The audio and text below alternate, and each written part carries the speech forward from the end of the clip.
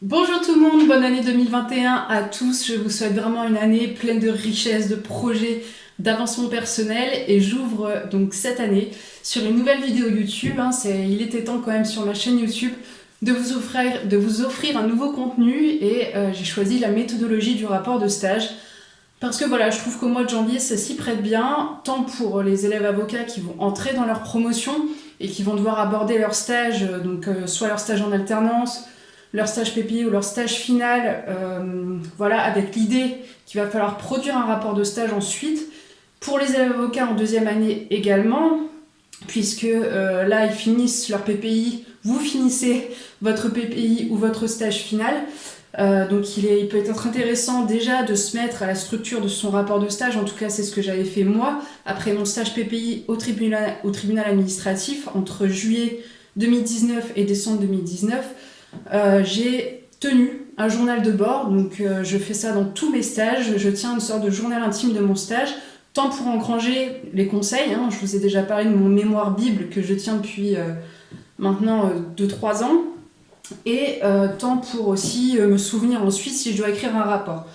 C'est utile aussi forcément pour tous les étudiants. J'ai dû aussi écrire un rapport de stage en Master 2 qui je pense aussi a été bien accueilli puisque j'avais eu 15 sur 20. Avec Maître Baudard de Montesquieu Avocat à Lille, c'est pas mal. Et, et voilà, ensuite mon rapport de stage là, alors je suis légitime à vous en parler. Si j'avais eu 10 sur 20, de toute façon, je m'estime légitime pour vous en parler puisque j'ai produit un travail. Mais là, effectivement, j'ai eu quand même une très bonne note. À cause du Covid, nos 3 notes étaient rassemblées, la note de déontologie, la note du rapport de stage final et la note du rapport PPI. Mais j'ai eu 16,8, donc j'imagine que dans tous les cas, ça s'est bien passé et j'ai eu des éloges, surtout sur mon rapport de stage PPI. Donc voilà, je suis là pour vous en parler, je suis à même de vous en parler. Alors, comme je vous l'ai dit, le rapport de stage, ça commence par un suivi de ce que vous faites en stage. Vous avez peut-être une très bonne mémoire, j'en parle souvent sur ma chaîne, moi je fais peu confiance en ma mémoire, j'écris tout. J'ai une mémoire visuelle aussi, donc j'ai besoin d'écrire pour retenir. Vous, ce n'est peut-être pas le cas. En tout cas, je vous conseille quand même de faire une petite trame pour vous souvenir de certaines choses. Alors, au tribunal administratif, c'était surtout des conseils. Après, au sein de mon stage final, mon journal de bord évoquait notamment des questions que je m'étais posées, des réflexions, des choses à améliorer. Voilà, ça retraçait un peu toutes mes questions. Par exemple, je me souviens, j'avais fait une erreur sur le secret des correspondances, je l'ai noté, je donnais les comptes rendus de mes audiences aussi, mes ressentis, qu'est-ce qu'il faut améliorer. Bon, en l'état, c'était mon stress, mais ça m'a permis vraiment d'avoir une base ensuite pour écrire mon rapport de stage. Ce qui est très important de comprendre dans un rapport de stage, et c'est peut-être quelque chose qu'on n'évoque pas assez souvent, on a peut-être rarement vraiment accès à une véritable méthodologie du rapport de stage. D'ailleurs en Master 2 j'avais fait une petite erreur, j'avais commencé par une partie descriptive parce que voilà, je pensais qu'il fallait quand même que je décrive l'entreprise, mes missions, etc. Et ensuite j'avais fait une partie où j'avais choisi un sujet, donc c'était la domanialité des espaces naturels sensibles du département. Et j'avais développé ma problématique, donc ça avait bien marché, mais la partie descriptive l'était beaucoup trop. Ce qu'il faut comprendre vraiment pour un rapport de stage à l'école des avocats, ou en tout cas quelque chose de professionnel qui dépasse un peu voilà, les stages qu'on peut faire en licence, bien que, c'est qu'il faut que votre lecteur comprenne votre évolution. Il faut qu'il comprenne que vous êtes arrivé en stage et que vous avez compris en quoi vous avez pu acquérir de l'expérience, qu'est-ce que ça a provoqué chez vous en termes de réflexion. Et c'est pour ça que je vais vous lire tout d'abord les précieux conseils que j'avais eu de la part d'une magistrate jury du CAPA. Donc forcément ma bonne note est également due à son aiguillage et je l'en remercie énormément.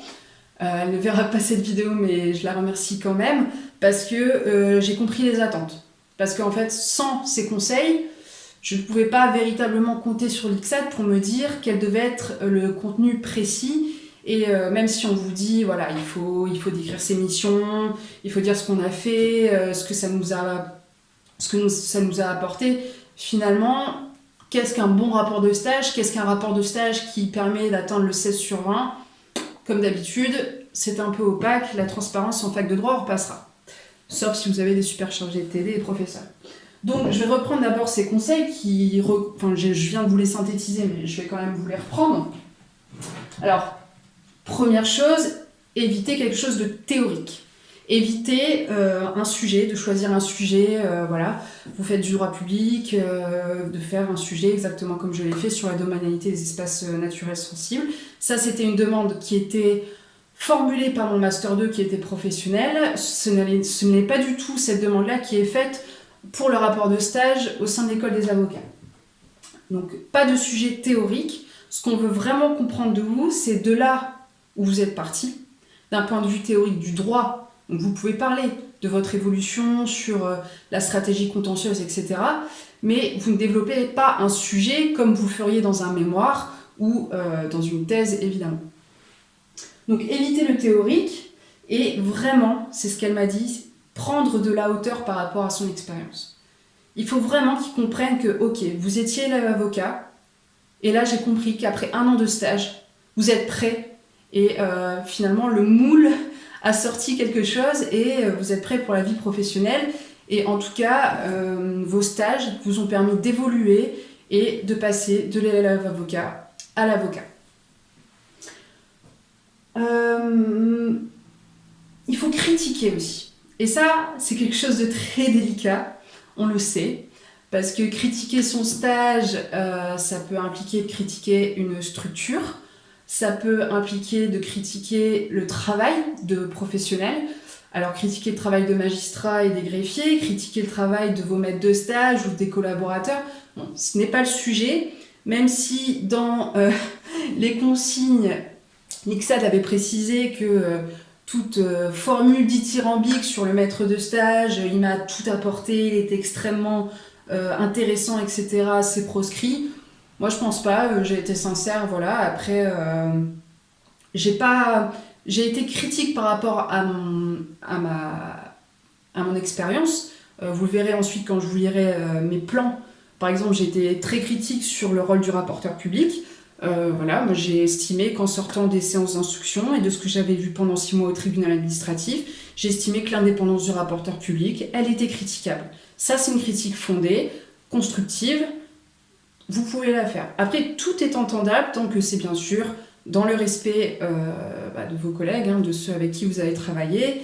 Et voilà, vous savez bien mieux que moi, vous n'êtes pas né de la dernière pluie.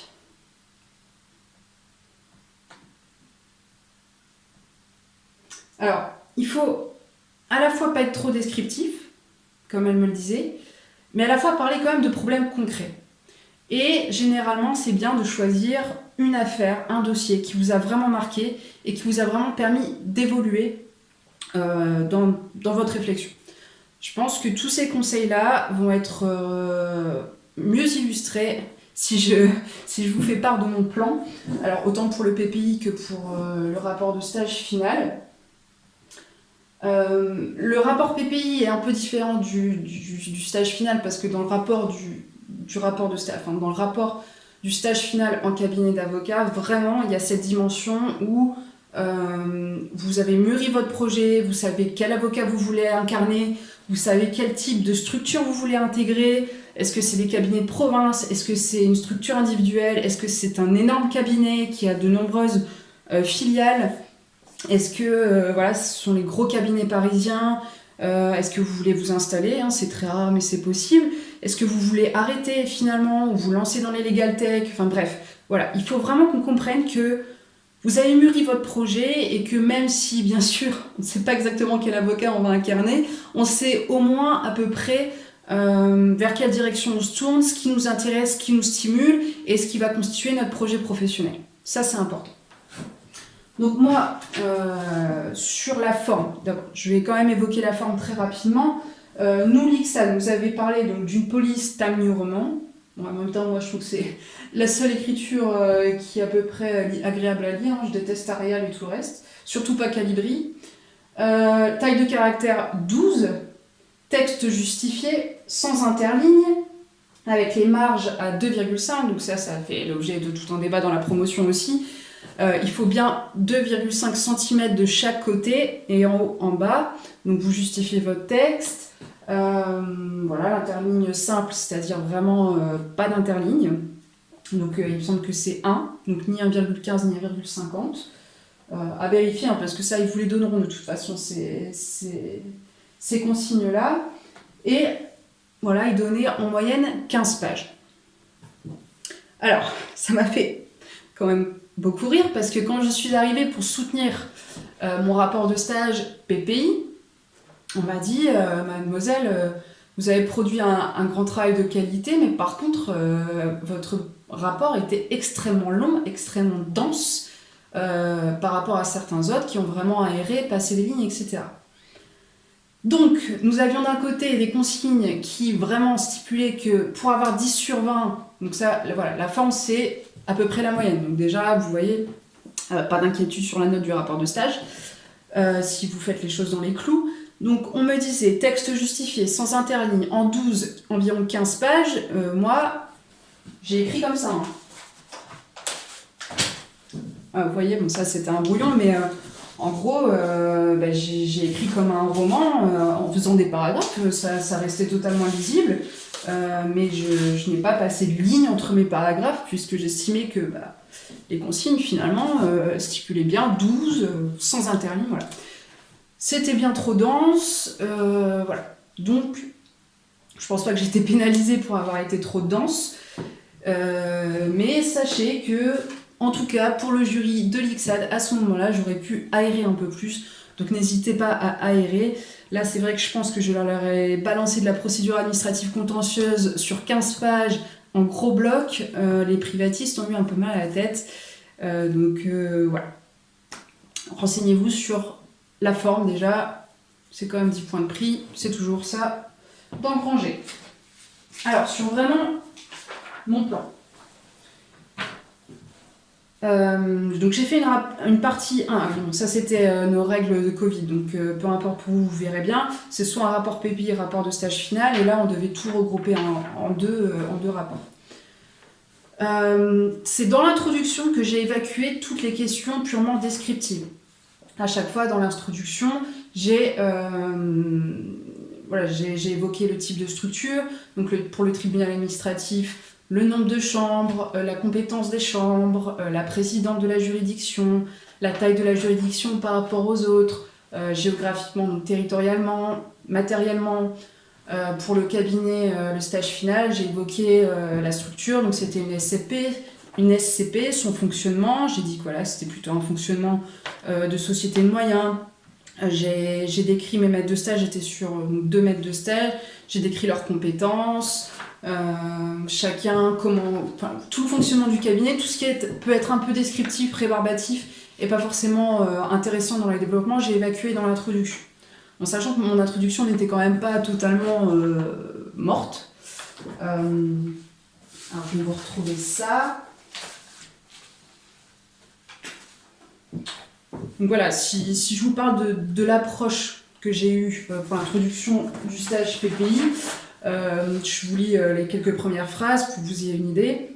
C'est très simple. Hein. Intégrer une juridiction administrative durant 6 mois est une véritable opportunité pour un élève avocat souhaitant exercer en droit public. Ayant eu la possibilité de travailler 4 mois en tant que vacataire en cour administrative d'appel, il me semblait important de découvrir la première instance. Et j'ai déroulé. Voilà. Donc ensuite j'ai parlé du tribunal.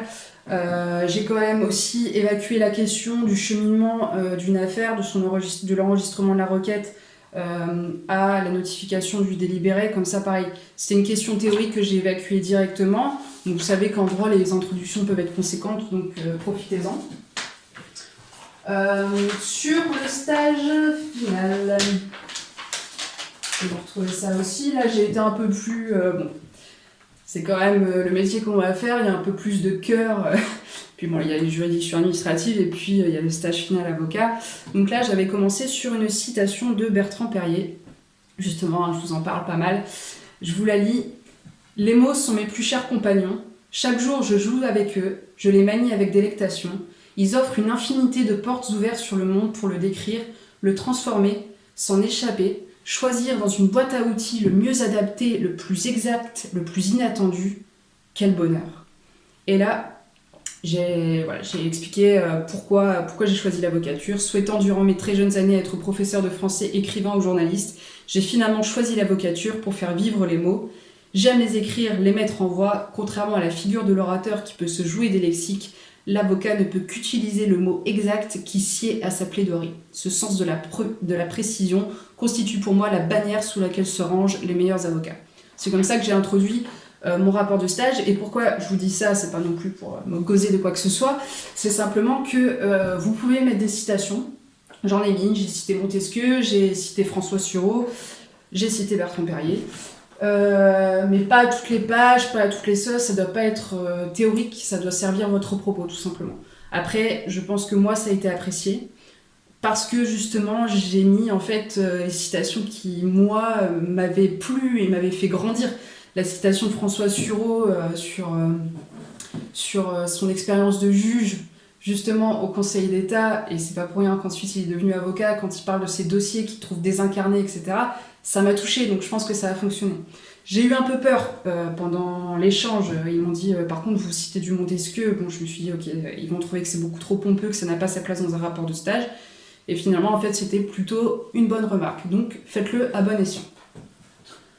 Sur le plan, donc les plans, très simples, un peu moins pour le rapport PPI, un peu plus pour le rapport de stage.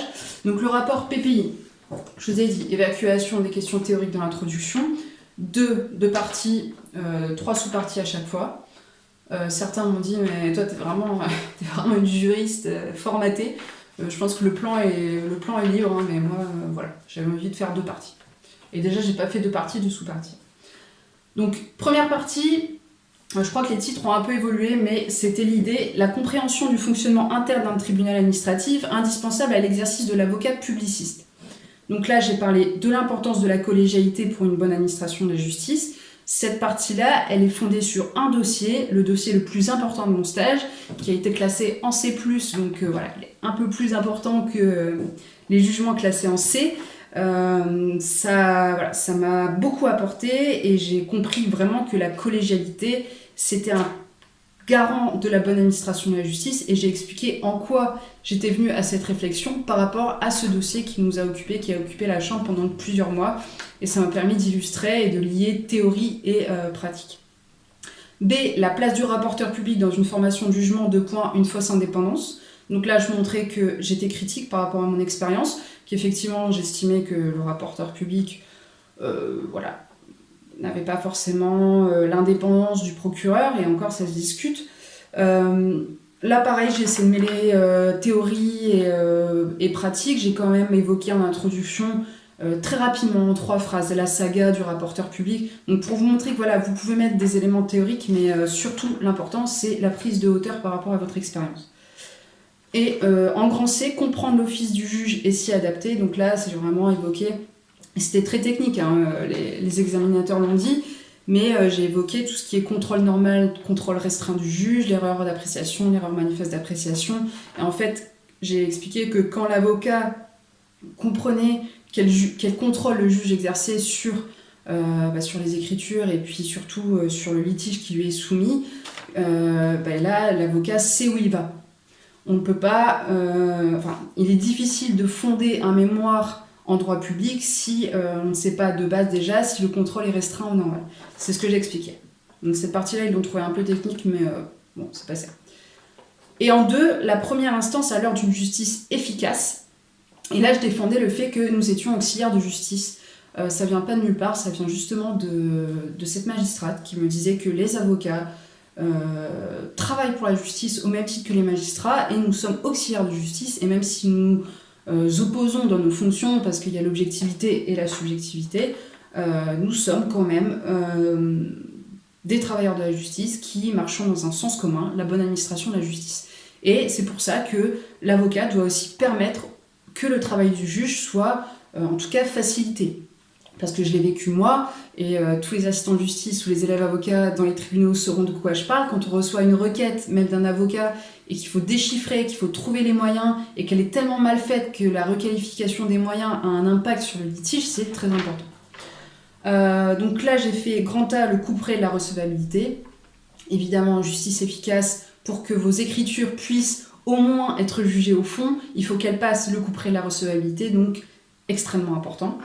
Grand B, produire une requête et des mémoires efficaces. Donc là, c'est ce que je vous dis, c'est évoquer des moyens, bien évoquer vos moyens. Enfin bref, c'est toutes les règles que j'ai apprises au tribunal administratif. Et grand C, qui intéresse l'avocat, plaider utile à corps présent. Comment on plaide utile au tribunal administratif, c'est-à-dire à quel point on met en lumière du dossier, comment on produit des observations qui sont intéressantes pour le juge, parce que ça sert à rien de venir pour raconter certains moyens du mémoire. Il faut capter l'interrogation du juge et savoir un peu quelle est la corde sensible du dossier et appuyer là-dessus. C'est ce que j'appelle plaider utile.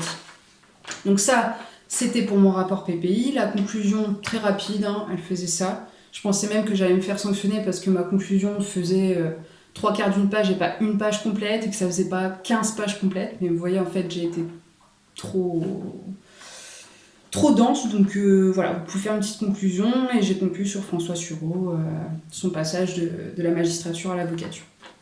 Et puis bien sûr sur ce que ça m'avait apporté en général pour ma pratique d'avocat, et c'est important, c'est ça la problématique de votre rapport PPI, en quoi mon stage PPI m'a permis d'être l'avocate que je vais devenir. En quoi mon stage PPI m'apporte des bases théoriques, techniques, procédurales ou des bases de réflexion qui vont m'être utiles, moi, pour ma pratique d'avocat.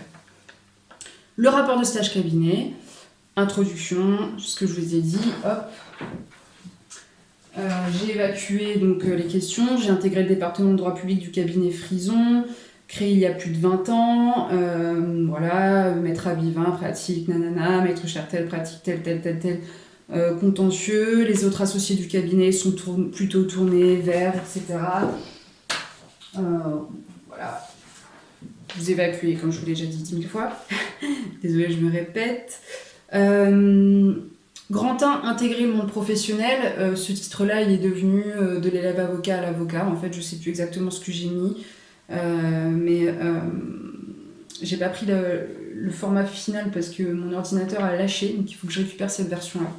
Mais en tout cas, c'était mon plan en soi. Donc, intégrer le monde professionnel de l'élève avocat à l'avocat. Grand A, les missions de l'avocat, un juriste de terrain. Donc là, j'évoquais, forcément, je n'ai pas pu éviter de parler des grèves et du confinement et du fait que, en fait, lors de mon stage, je me suis plutôt sentie juriste qu'avocate.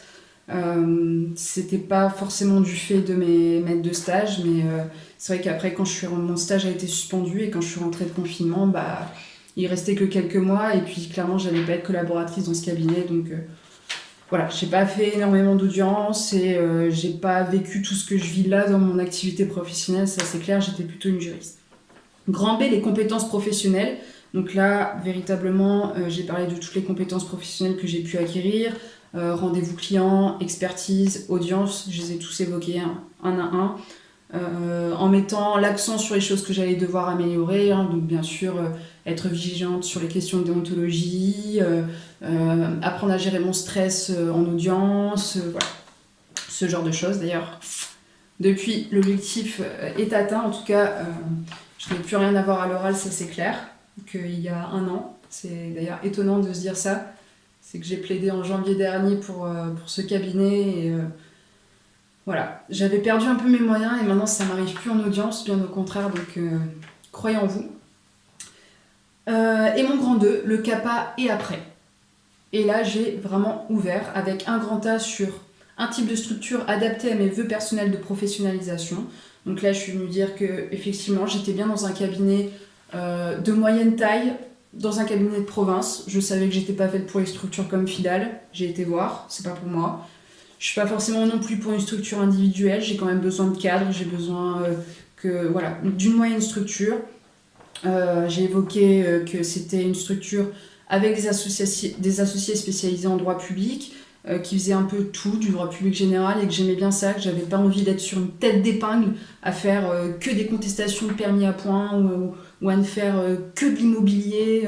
Non, moi j'ai besoin de stimulation, et d'ailleurs là, je suis dans un cabinet généraliste, donc c'est même pas que je fais du droit public général, c'est que je fais du droit général. Donc voilà.